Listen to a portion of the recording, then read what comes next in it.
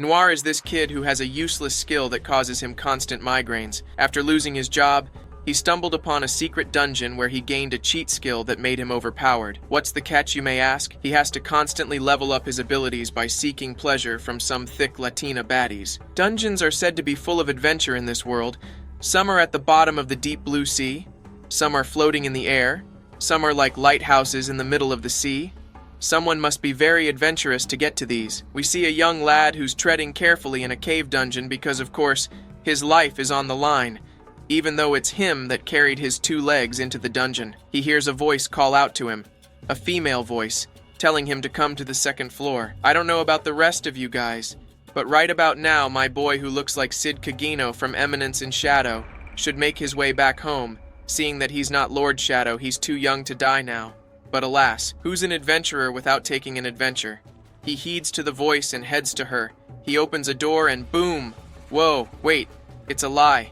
It's a bloody stupid lie. She's a damsel, all right.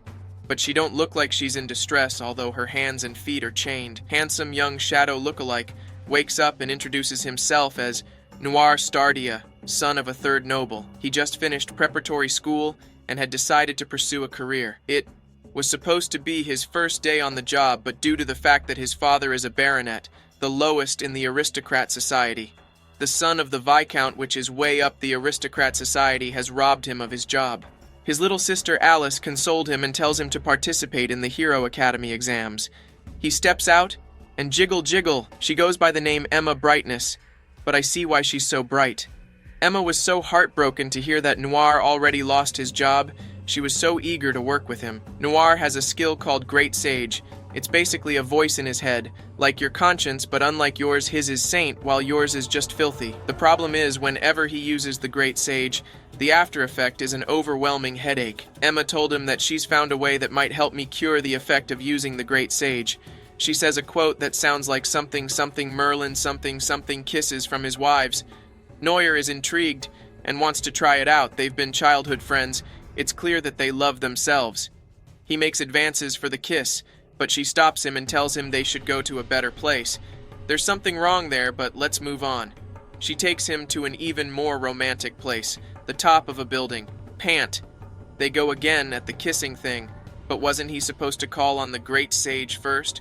Or they had to run a quick lip sync test. He calls on the Great Sage after their lips test run. Noir inquires on how he'll get stronger. The sage directs him to a dungeon not far from town. He immediately gets the striking headache and calls for a kiss, and just like that, they're consummating a serious childhood friendship. He notices that his headache declines. He separates from her a little, but nah, they just go at it again. Noir finds his way into the cave dungeon. He was the one a while ago who answered to a call from the voice in the dungeon. She's beautiful, all right, perky and all those things. She told him to touch her head. She used that to introduce Self as Olivia's servant, a super awesome adventurer who got stuck here after defeating a monster man tripping off a trap that is held here there for 200 years. Noir offers to immediately cut the chain off, but Olivia informs him that if he does that, she's gonna die. He wonders why then did she call him here. She said she's been bored, and I would probably have groped me some by now. He explains to her his reason for coming into the dungeon. She tells him to bump his head into hers, and just like that, she gave him her powers. She explains her powers to be the power of creation, get creative, the power to bestow whatever he created on someone, bestow, and the power to edit. Editor explains to him that he'll need LP, life points, to use his skills. LP can be gotten from sexual pleasure or simply doing something that makes you feel like you've achieved a dream too. He goes out into the dungeon again and encounters a slime this time. He uses Get to Creative, a flying boulder, and that's all he can manage for today. He sets back home, and this pedo uses his sister to gain LP. Emma and Noir meet up, and damn, what is that dress, and damn. Look at those cleavages. Emma yaps about how special today is and how annoying it's been that everyone has been staring down her chest. Lol, she got me there too. Noir just came here to use her to the best of his interest. I know he loves it too, but he does really need the LP. Olivia had told him about a skill called Sickening Eye, which would be rather very effective for the entrance exam to Hero Academy. He gets up and this man, I don't know what to call this goat, he uses his The Editor skill to lessen her breasts to nothing, just because she said she had a stiff neck. Please guys, lesson for today. If she's got big boobs and she's got a stiff neck, Please don't take away her boobs, massage her stomach, please. He restored the glory he took from her. Noir goes to the entrance exam and his ass is rejected in every attempt for a team-up because he's a baronet, the lowest of the low in hierarchy. The participants were told to team up and gather materials before the next day. Just as Noir was about to wallow in rejection, a certain light called brightness Emma showed up for him, and she put his hands between her brightness. Another person asked to team up with them, but she's of a higher class than them both, so she trashed them and takes her leave, saying they shouldn't drag their team down. Noir tells Emma to chill, that he's gonna gather the materials they need. He runs to the dungeon in search for materials, but unfortunately his first encounter was with the a-hole Ripper. He maneuvers his way, dodging its attacks. The foolish boy tries to erase one of the Ripper's skill, but the amount there, it's gonna cost him his life. He uses skill heavy and bestowed it upon the Ripper. Noir immediately felt ill and gave himself moral to run up and take down the Ripper. He uses skill of flying boulder to kill it, leaving its skull behind. The next day that the entrance result call out, Noir and his team came first with a phenomenal score of 128,000 points. Noir rushes him in happiness and tells everyone, which lightens up the atmosphere at home. But that happiness is short-lived as he encounters the enrollment fee. In light of the great news of Noir's entrance exam, the house is a little bit lightened, with his sister fondling him with so much incest-full lust. He tells his father that he'll need some money for enrollment fee, and with the confidence that he answered with, "You'd think the man actually has it," but it all boils down to Noir finding a means. Noir goes to the next option, which is Olivia. Olivia tells him to hunt a few monsters and sell it for money, but Noir explains that he does not want to draw much attention to himself. Even the Ripper he killed, the higher-ranking girl in the team, he asked her to take credit for it, and in shamelessness, she accepted. Olivia tells him to join a guild, and he heads right there immediately. As he steps in, a presence like a tiger waiting to devour prey, as soon as possible, was standing over Noir. The receptionist tells the tiger to wait till his turn. The receptionist introduces herself as Alola. She explains the whole system of the guild, that some botanist adventurers go about looking for plants. I don't know why an adventurer of a guild is looking for plant. Then the original guild adventurers go lulling beasts and scouring dungeons. There's always a rank system, and starting off you'll be at the lowest, and with consistency, you'll make it up easily. She gives him a paper to write down his skills. He puts down the skills which were given to him by his master, and this pisses the receptionist off. Olivia used to be a prominent, big-time adventurer in the guild. So the guild gets fake sign-ups as Olivia subsequently, she gets an estate, and she looks like she's about to throw some good moves and send Noir flying out of the place. But no, she pulls out one of these power testing books. She expects him to back down seeing the book, but he asked her to go on ahead with it. He asks her what's in it for him if he's telling the truth. She said it with her own lips that she'll pull up her skirt and apologize. Noir puts his hand on the book, and there it was, the list of his skills. Now it's time to fulfill the agreement. She lifts up her skirt, damn, and said what she got to say. She gives him a quest, because he requested for one. He set out to find something called rainbow grasshoppers that grow in a specific area. He gets there, and now he needs the help of Great Sage, but there's no Emma to take away his pain with kisses. He then gets a good idea to use creative skill to create immunity to the pain that comes after using Great Sage. It was pricey, but what choice does he have? He uses the Great Sage skill to get the exact location of the rainbow grasshoppers. He finds one easily. He thinks to himself how wonderful it would be to have Emma with him right now, to kiss away this pestering headache. And before he could even finish his line of thoughts, Emma rushes in from nowhere with her fist clenched. She swings it at Noir, who dodged it like he's got spidey senses. He gazes at her boobs as they land on his face as they both fall. Emma is pissed that he didn't inform her about joining the guild. She had to go through several channels just to get to him. Women, talk about entitlement, one little kiss away the pain session that she brought up. Now she's feeling entitled. He tells her about the immunity he created for the headaches, but he'll still need little kisses, and they go at it without hesitation. I'm beginning to want to make out with my girl now. What's all this temptation? They return with the grasshoppers they found, and its reward was a whopping sum of 250,000 reals. Even I'm amazed by how much just grasshoppers could fetch. He speaks to him sweetly, telling him she's got another quest, rubbing his shoulder against her boobs, while Emma was right there. Emma bangs the table abs, ascertain her stance, saying she's been in his life and wants to become an adventurer, so she'd be with him always. See the two of them charged up like Goku and Vegeta who never see eye to eye. It's becoming a spectacle. Everyone gathered to watch a fight. But Noir cools everything off with a few words. Emma and Noir are attacked by two goblins of the same level as Emma, so they 2v2 the situation, but were interrupted by a huge rabbit which was their original quest. Emma is determined to take down the rabbit alone so that the reception does not drool over Noir for doing all the work. She charges in and damn, look at those moves, look at her. Swerving in the air like an air nomad, but unfortunately all her strikes do not hurt the rabbit. It jumps into the air mid-attack and charges towards Emma. Immediately it hits the ground. Noir uses flying boulder skill to send it flying. They abscond into the woods. Emma sulks over the fact that she couldn't do anything. Noir comes up with a great idea to increase her powers, but he'll need to do some freaky to increase his LP. He tells her about it and she agrees. He gets up and begins to nibble her ear and bro, what is this sound? What is this leg movement? Where is my babe? Oh wait, let me call her. So where were we? At this joyful moment, the rabbit appeared. Emma was about to get off because these sounds are about to run me into round 2.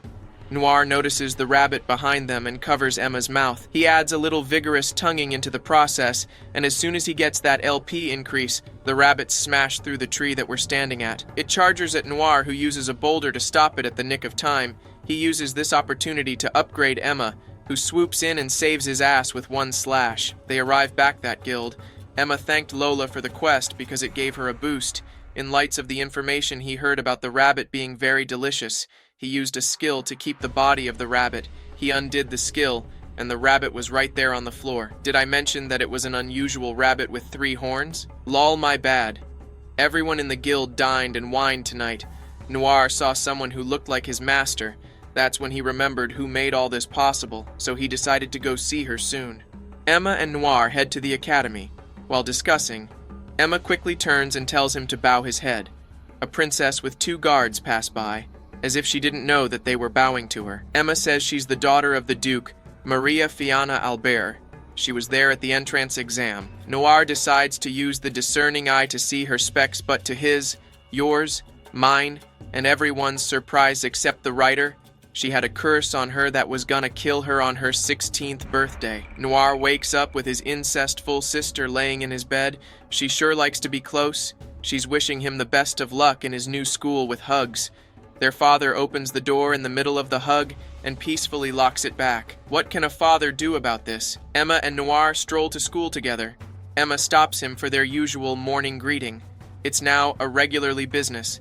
They go in the woods so they covering of the trees would hide them, and they go at it passionately. They arrive in school, and of course it's the first day of school. You'd be nervous. Emma and Noir are in the same class. As soon as they open the door, the room was flooded with awkwardness. They greet everyone and walk in. They totally disregard Noir, and the guys rush to sway Emma.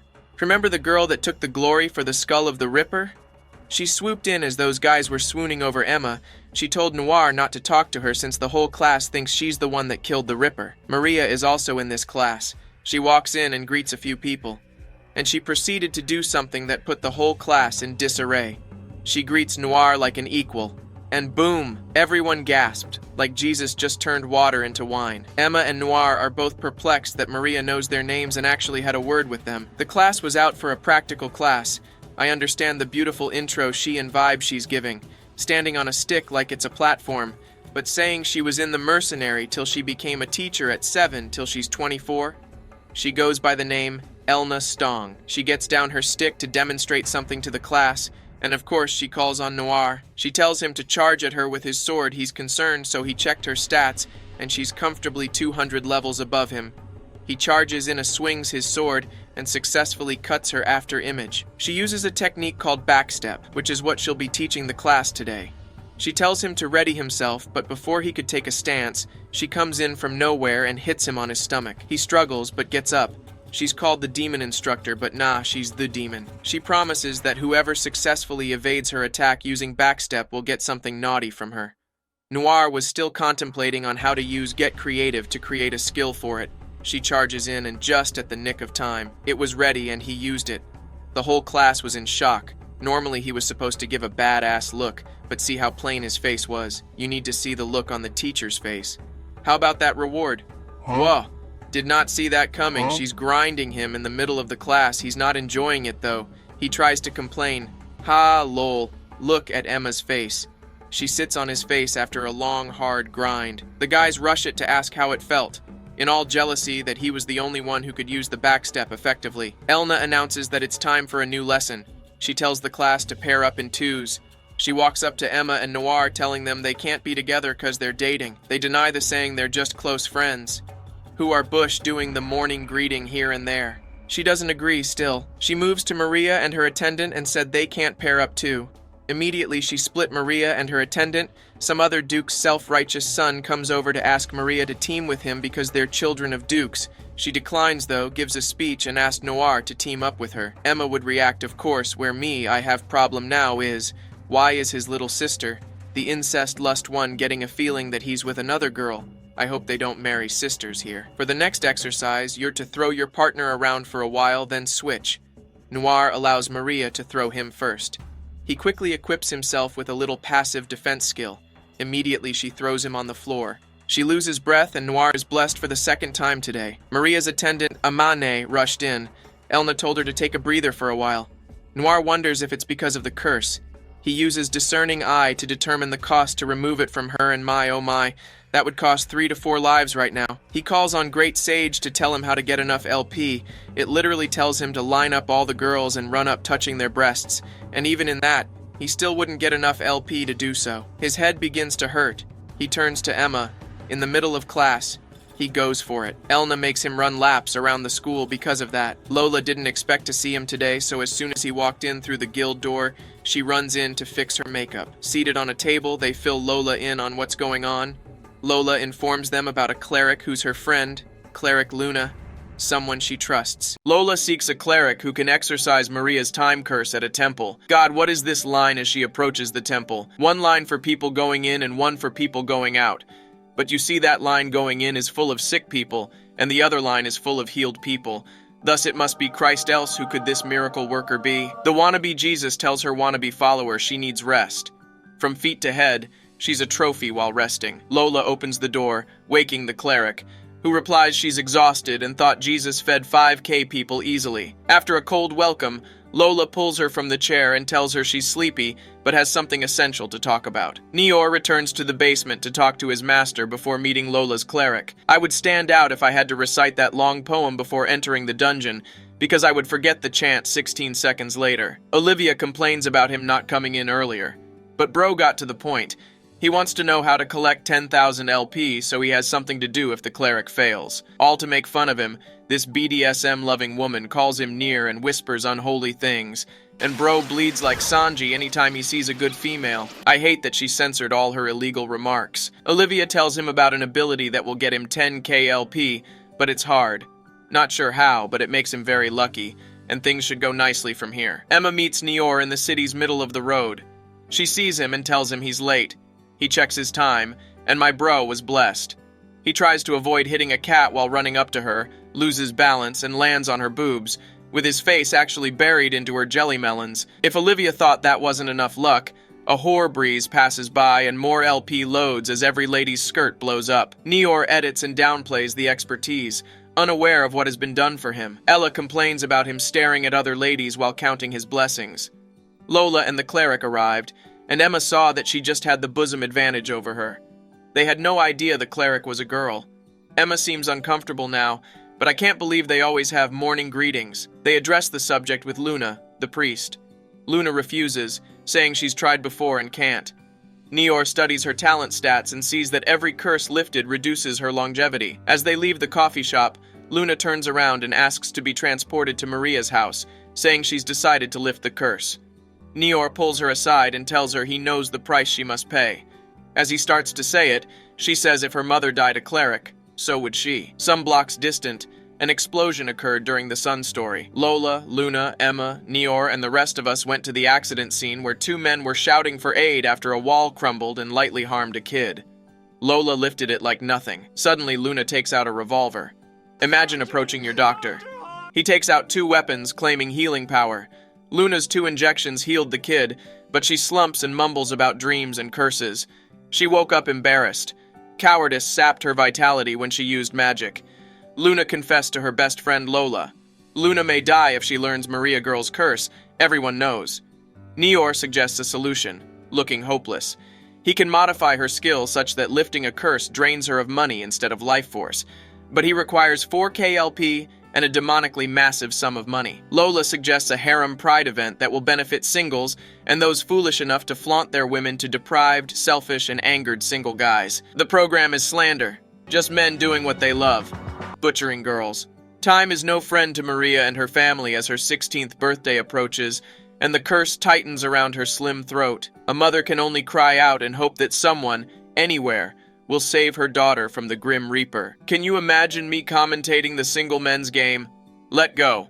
We're live and ready to boo your boos. Is your lady cute? Bring her to the judgment grounds. If you've seen Spartacus, you know the only thing conspicuous in this arena is the steady flow of blood. The crowds are screaming and ravenous, and I hope our contestants haven't caught cold feet since the energy may lead to suicide. Here comes the first runner-up. The crowd was preoccupied as they entered the arena until one of the ladies kissed and said, "No, no, no, this is massacre." These women were so awful I almost lost my sight. They returned crying and embarrassed, and the second team was worse. I might hang myself if I saw this every day.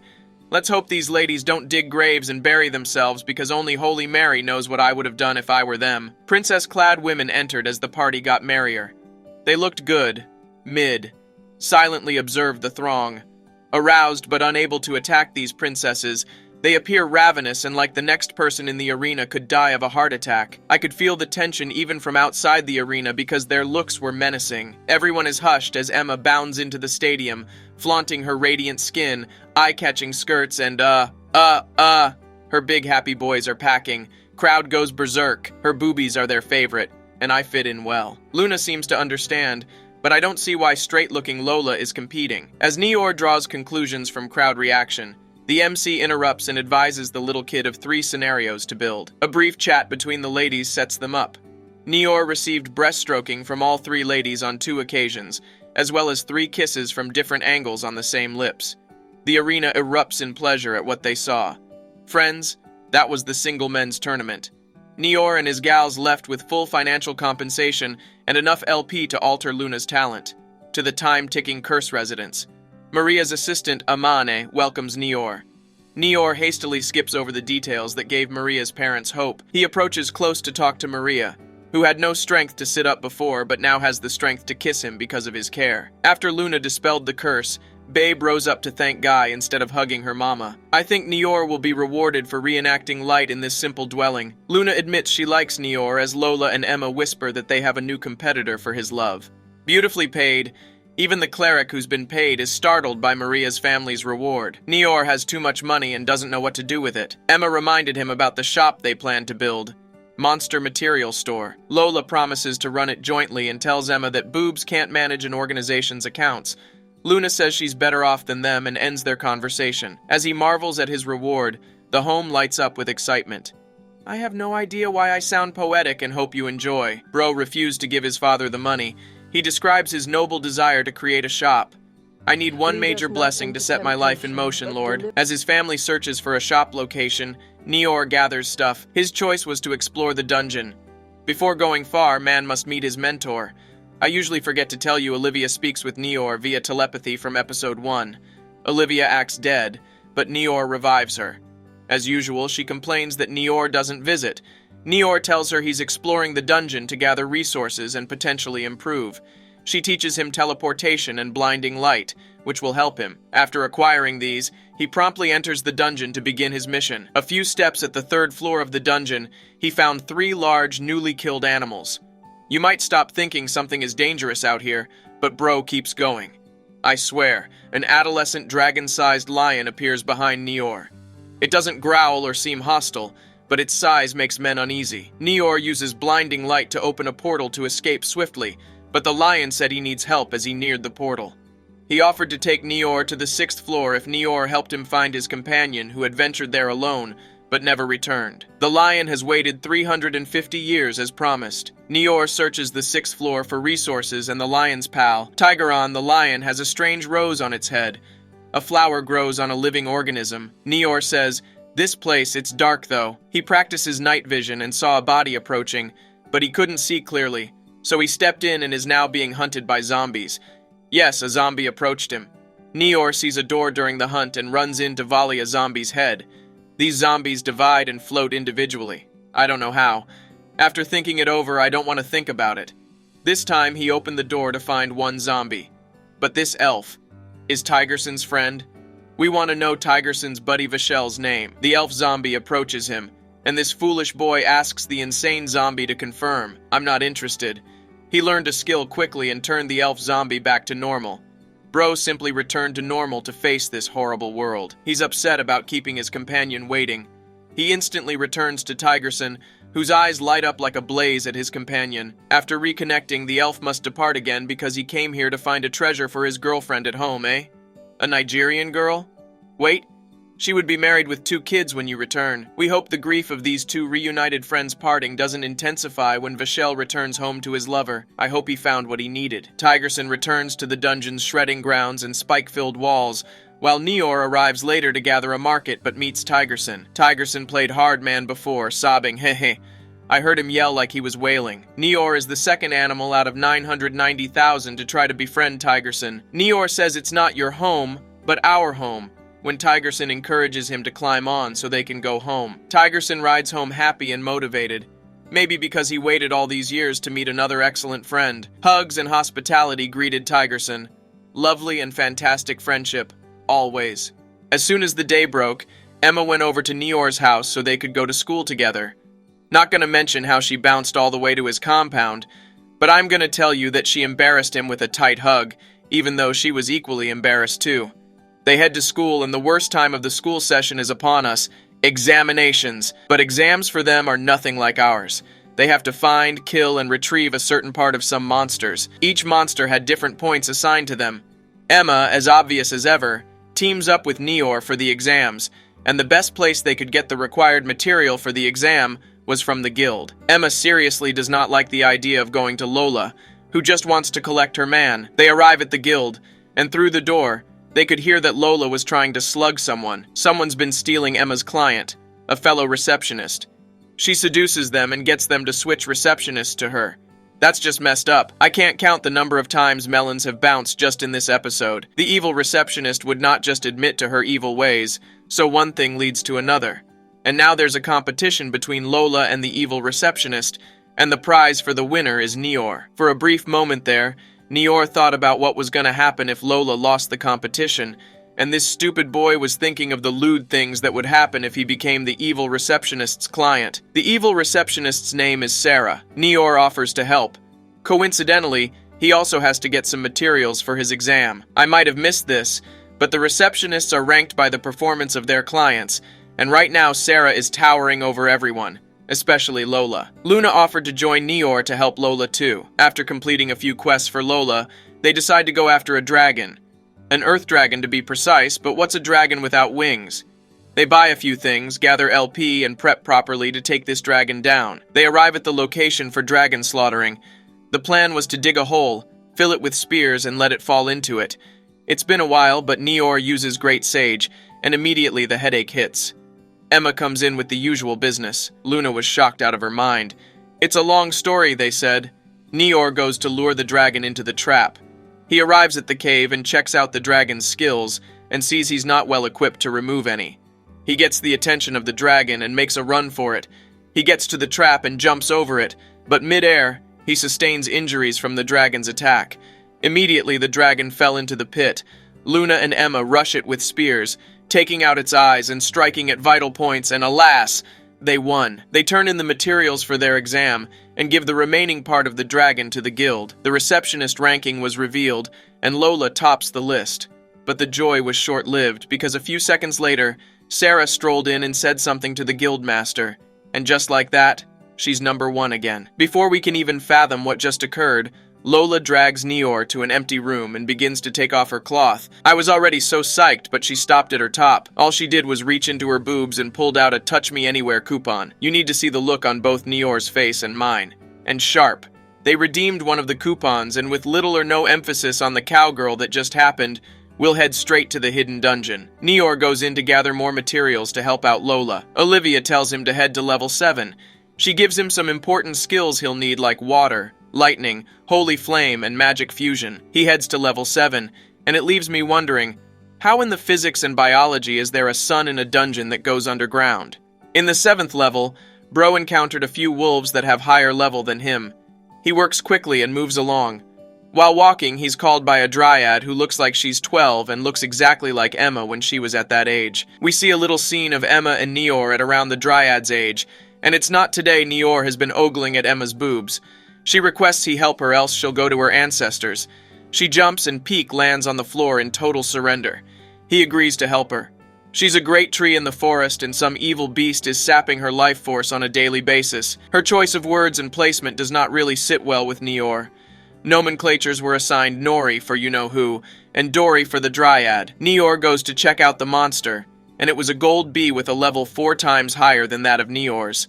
Bro loses hope and tells her he's gonna withdraw, but seeing how it sapped out a little more of her life force, he made up his mind to help out, leaving out the nonsense that happens after. He ran to his mentor, Olivia, who was very happy that her student is in need of her. She doesn't want to lose her student, so she tried to discourage him, but he's persistent. She hatched for him a small plan, and without further ado, he returned to the 7th level. Sorry, I've been calling it level, it's 7th floor. Imagine I'm explaining the plan as it's happening. So here's the plan. First put a skill called target on the bee, then go on to lure the wolves in. But there was a swift turbulence in the plan as he loses his composure, seeing the bee sap more life out of her. And as if that wasn't enough, she was laying on the floor lifeless. He immediately charged at the bee. And let's be honest, if this was going to be a 1v1, Bro would lose without putting up a fight. But he remembered what the plan was, and he edited the target skill on the bee, so the wolves around him would target the bee instead of him. It was a swift but deadly battle for both sides, as all the wolves are lost and the bee was weakened so much. Noir just uses magic fusion of water and lightning to kill it. She rewards him with 2 rare items. Bro takes his leave but promises the dryad that he'll be back sometime to see her, and this time he'll come with sweet food from the surface. One of the rare items will be very good for Emma since her magic attribute is wind. The other he gave to Lola for her guild contest. The final day of the receptionist contest has come. Everyone floods into the guild to celebrate whoever wins. The scores of each receptionist were converted into coins.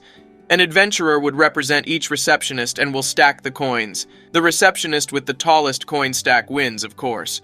The stacking began, and coin by coin other receptionists were called out as their representatives ran out of coins to stack, leaving just Lola and Sarah's representatives. They take a dramatic pause as we reach the climax of the competition. Both representatives stick their hands into the pause and keep it in there. Keeping us in suspense, they both pull out their hand from the pouch, and Lola won. Sarah would of course play the victim card, and Noir tries to comfort her saying it's not bad to come second, and this whore pulls out a hanky that contains information of how to get to her house. Immediately, Lola got a whiff of the situation. She uses a mace to chase Sarah around, calling her a demon receptionist. Guys, you know that thing women do, that they'll ask a few vague questions, confuse the living daylight out of you, jump into conclusions out of the blue, call you names, and walk out on you, leaving you they'd confused as hell on what the flip just happened. After gifting Emma the second rare item he got from the dungeon, she swallows it like a pill and tries it out. It gave her 2 new nice skills, and as soon as she sat her ass down on the bench, she asked him to go to a party over the weekend, saying she has to dance at the party and wants to dance with him. All Bro did was hesitate to agree, and I'm pretty sure it's because he can't dance like that. She immediately has lights on him, and guilt traps him into agreeing to go, and still got up and said if someone took her away from him, he wouldn't notice, called him a doofus, and ran away. Noir arrived home and news of his father's inability to procure land or a shop whence they would start the materials shop. No one is willing to sell to him because they're the lowest of the lowest in the society chain. He just wings it, saying he had no faith in his father and proceeds to ask for a proper cloth for a party. And his useless father pulled out a suit even beggars would reject. Bro said he'll just buy a new one. At the party, and look at my boy looking so neat. He ran into Emma's parents, and her father was saying something important, but Emma cuts him off and, whoa, mind blown, and damn, what is that fine dress, but I'm not gonna lie. Emma looks extra beautiful today. She looked more than gracious in her beauty. She made my eyes water. If only I could make her lips water. But she's not real. Emma's grandfather comes in and declared the party started, but passed information that a feared theft group called Phantom would be visiting to take something from that party. But he urged everyone that the item was safe and they should not be worried. Noir notices the look on Emma's face and her parents too. He asked her, but she said he should not worry. That's enough reason to worry. Emma and Noir sat aside waiting for their turn to dance. A certain Mike from a high-ranking family walked into the scene and asked Emma if he could court her, but she said her answer remains the same. He turned to Noir and asked him who he was. A baronet, of course. Feeling he'd do better, he quickly challenged Noir to a dance competition. Whoever led Emma better would have her. Mike went first and the crowd was wowed, and judging from Noir's face, he's got quite a big score to beat. As expected, he uses Get Creative to fish himself a dancing skill, and he amazes everyone because no one was expecting a baronet to be so good. Bro just has good fortune. After the dance, they leave the floor and immediately charge in for a kiss, but power supply was cut. In a certain country in Africa, this is a very regular event, so no worries there. But here the Phantom Thieves show themselves, and as promised, and they capture both Emma and a rare item. Noir opts into the chase even after being told to back down. Noir and another adventurer catch up to the Phantom Thief. Strategically, they take her down. Her weakness is lightning. Noir tricks her into taking a decoy shot for her summoned fire phoenix. Emma still couldn't move. The second Phantom Thief came disguised as one of the security adventurers for the party. Noir reveals his identity, and with much struggle they take him down too. In light of saving their daughter, Emma's family let Noir rent a space for his shop, at a very cheap rate at that. Back to class, the teacher makes an announcement. Actually, two announcements. One being that there's a new transfer student, Layla, the girl who fought alongside Noir during Emma's kidnap. Since she's familiar with Noir, the teacher asked her to sit with him. It's customary to go for a training camp, and training camp means hot spring. The whole class sets out for camp, discussing how lively and lovely it would be. Emma jumps about in excitement and the guys ogle at her. Noir worries about his woman being in the hot spring with all these bloodthirsty fellows behind him. Emma said she felt safe because she knows Noir will stop the other guys from peeking. All I can say, folks, is that it's gonna be one hell of a bloody event. Evening and everyone is tired after walking for so long, the teacher warns them to stay alert, else they would lose a few of their mates. Layla comes up with a formation, and the bros are amazed that she's not just all beauty. She's got wit too, and they proceed to ogle at her while in return the ladies glare. Noir too. This equation is not complete with Noir siding with the women. I know most of them love him, but still. Noir is saved from a pit trap. A Lil Fairy came out of nowhere and said she knew who dug the pit. She said she'll show them a shortcut to the hot spring. Noir already used to discerning eye on her and knows she's just cunning them into a trap. But before he could say anything, they all charge into a cave with her. Noir draws his sword, and as they approach a bunch of holes in the walls of the cave, he stops everyone saying that the fairy had a puppetry skill, and she's controlling some monsters who'll attack the students soon. She admits to the plot and calls out her puppets. Noir calls everyone in for a plan, but everyone, sectioned by gender, charge into battle with the puppets with two different motives. The girls for the warmth and enjoyment of the hot spring, whilst the guys the euphoria of seeing the girls naked. I feel like Noir would last be the only guy to see them naked. They finally arrive at the other side of the cave, and one side of the hot spring and all the things the teacher was saying went down the drain. As soon as they arrive, the guys lie through their teeth saying that on their sole pride as a man, they would not take a peek. Even Noir believed that blatant lie. As for me, I didn't believe it. As soon as the ladies turned their backs on them, their plan commenced. They all brought masks to cover their faces. Noir was offered a mask, but he betrayed the Brotherhood by rejecting the mask. They chase after him and were intercepted by the teacher. Relentless, they all run past the teacher and Noir, leaving their backs bare. Noir and the teacher fire at them. Boyle gets up and said the teacher cannot stop him. They both compete in a fist-to-fist power contest in which the teacher lost. Boyle transforms into a Hulk, but loses a contest of sheer will with Noir. Just as they rejoice, one of the boys who is playing possum gets up and makes a run for it. Noir chases, and here comes a serious need for speed, but the bro is just too fast for Noir. Noir tried to use a skill to slow him down, but to no avail. They both jump into the hot spring, but luckily the girls were all dressed up. As I predicted, but with a little slight change, Noir got to bathe with the girls in the same hot spring, but his eyes and his waist were covered with towels, and was told not to take them off. The idea of having 15+ naked girls in the same hot spring with me would have sprung up something thick and strong. This last scene is plain out lewd, and if you want to see it, go and watch it. The rest of us who have watched it can remember it and have the benefit to imagine it and get it right. So if you want to view this scene too, head straight to episode 10. The store is about to finally be open. Everyone came around to help put things in order. Emma, Lola, and Luna. We see Lola move a shelf that would normally require 2 to 3 men like it was nothing. Emma inquires about a yellow substance in a container. The 3 ladies taste it and qualify it as sweet. Noir can't tell them it's from a yellow slime that he tasted a while ago in the dungeon. Why is Bro going about tasting dungeon animals? With a countdown, the shop is finally and officially open. It's the first day and they got lots of customers. Noir's dad said all this was because of his son, Noir. Noir thinks back on the letdown he had in the beginning and how he climbed his way up here with the help of his master. Noir went to the dungeon to thank his master. He makes up his mind to set his master free. His master humbly tells him to get rid of the idea, but Bro is determined to put his life on the line for who changed his life. Immediately he leaves her presence, he calls on the Great Sage to tell him how he'll set his master free without killing her in the process. Great Sage said he'll have to make his way to the 15th floor. There lies the answer to his questions. Noir gets to the pathway to the 15th floor, but he met a simple requirement which says that if the adventurer is alone, he or she should follow the left. If the adventurer is with another, he should follow the right. He went left all right, but he met a challenge too much for him, so he 360'd his way back and went to someone he knew would die for him at will. Emma. He fills Emma in on all the deets, and she agreed to go with him. They arrive at the entrance of floor 15, and since there's 2 of them now, they both go right. They arrive at a room filled with short goblins. I wonder why Noir said they should comply instead of them to wipe the slates clean with their blood. Noir and Emma put their weapons down. The goblins requested for food. Noir gives them 3 pieces of cookies which they munch in a matter of seconds. They request for a second round, but this time he poisons the cookies. They all dramatically spill blood and die. Emphasis on the dramatically. The next door they opened had an exact copy of Olivia in it, with chains and everything.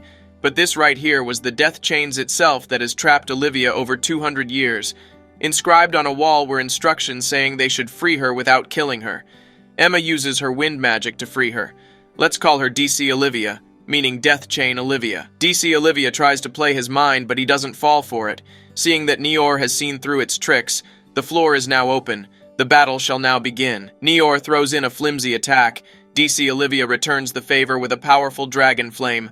Fiercely, DC Olivia charges at them, but Noir uses teleportation to get away from there. He teleports to the room his master is. Emma was shocked by the striking resemblance. They ask Olivia what to do about this monster, and since it's using her likeness, does she have any weaknesses? She said she's got none. They've got to fight this out like pros. Noir returns to the shop and received the warmest and best of welcomes from Lola and Luna. He gathers some LP. Bro thought he had sometimes to train, but as soon as he stepped out of the shop, he came across DC Olivia. She angered him with her words and got him to launch an attack on her, but he was too slow. He uses her sword to cut across his chest. As he tries to get up, he notices lightning effect all over him.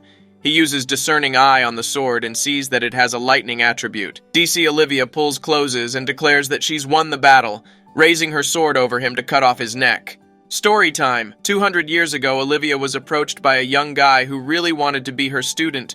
He was persistently pestering her every day, following her everywhere she went, even though she kept rejecting him to be his master. One day he began to come with notes and ask questions. It became an everyday thing, and everyone thought that he was her student. Until one day a report got to her that he was dead. Full of dread and regrets, she wished she had taken him under her and taught him. Maybe this wouldn't be the outcome. 200 years later, a boy of about the same age, and most interestingly, the same face came to her in the dungeon. One could say that nature had kept her 200 years just so she could correct her mistake. Right now, all she can do is hope that Noir does not die. Back to the fight. Noir can't move. DC for shorts, please. DC's strike was interrupted as Lola flew in with a lightning ninja kick. She didn't come alone. She came along with Lola the Superwoman, Luna the Healer, and Layla the Fierce Adventurer. Together they take on DC, who still overpowers them. Lola uses her super strength to throw barrels at DC. Emma uses her wind and knife skills to battle DC. The electric cloak over DC's sword was really causing an issue for everyone. Noir erases the skill and tells Layla to charge in. Layla's punch breaks the sword, and in retaliation, DC uses Fire Dragon to blast Layla, which sends her flying. Right about now, all the ladies have already been wasted as DC uses Get Creative to make all of them run a temperature. It's Noir alone again. She beats him in with power. She's more conniving than she looks. For every skill she has in her arsenal, she uses with utmost effectiveness and efficacy. Noir uses Sacrifice to empower himself. He charges at her swinging his sword, but she dodged them like water. She's so pissed by his conviction to save his master. She returns his swings with a rush of punches, boxing him like McTyson. He had no space to breathe. I'm telling you, if those punches weighed 50 kg, my bro would have been gone. She uses a KO Shaolin kick to send him flying. It's time to finish this. She sends Fire Dragon Blast at him, but Noir uses his sword to cut through it, absorbing the flames of the dragon. He uses it to finish her as he strikes her with all high might, and whoosh, she disintegrated. After the victory of the battle, Noir ran to see his master. He hugs her in tears. It took 200 years. If not that great sage sent him that way, she'd still be there. A few closing scenes and I still anticipate a second season, do you? My Riz Demons, if you enjoyed the video, make sure to subscribe and check out one of these 2 other videos. Also, if you want to get that shredded anime physique, click the link in the description below.